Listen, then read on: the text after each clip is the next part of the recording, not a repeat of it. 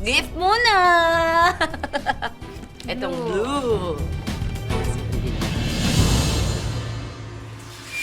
1 day old. Hirap ng tanong mo, ha? Kaya niyo yan! Kung Pagkainin niyo na lang. Oo nga eh. Kakainin ko na lang para fair.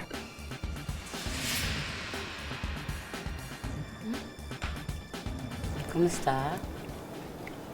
Manok. Nalinya po kayo sa mga sexy roles. Marami kayong mga nakatrabaho, ganyan.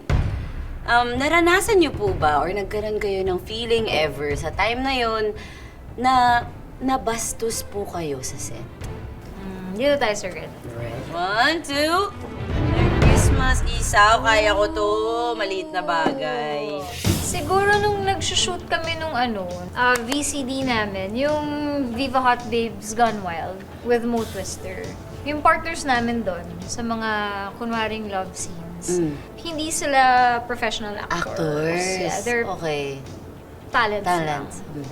When we shot the scene, obviously, hindi siya nang dadaya ng halik. Tapos, dinikit niya talaga yung katawan niya sa akin. Eh, kasi pag nagsushoot naman kami ng mga ganyan, sa totoo lang dati, daya-daya lang Daya yan na. eh. Oo.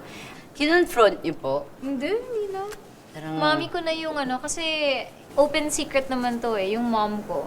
To be honest, my entire sexy career, she was always there. kasama Nandyan lagi yan. sa work, nakabantay. Ako, pag nagsushoot ako ng sensitive na scene, nasa loob yan. Nagla-love scene ako, nanonood yan sa akin. Hindi na apektuhan yung work nyo? I mean kayo, hindi kayo na-conscious na nandun yung mom nyo? Nung una, pero iniisip ko na lang, ang tagal kasi mag-shoot ng love scene. At least, I had that extra layer of protection. Alam ko na. Alam ko na. Mami ko, next time. Ay!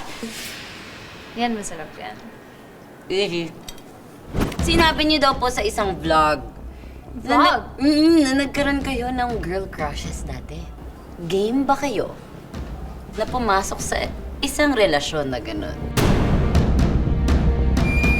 Yun na. Ito. Yun na yan. Pinakamalapit. Ano to? Ano yan? Ano to? Balun-balunan. Girl crushes, open naman ako. Hindi naman siya yung literal crush na, uy, Aaksyonan mong crush. aaksyonan. Yung tipong, uy, pretty. May term po kami dyan. Yan, ano? Dyan eh. Happy crush. Happy crush. O yan, happy crush lang. Ang laki. Ang Kaya laki. ko makakagat. Oo. Tissue.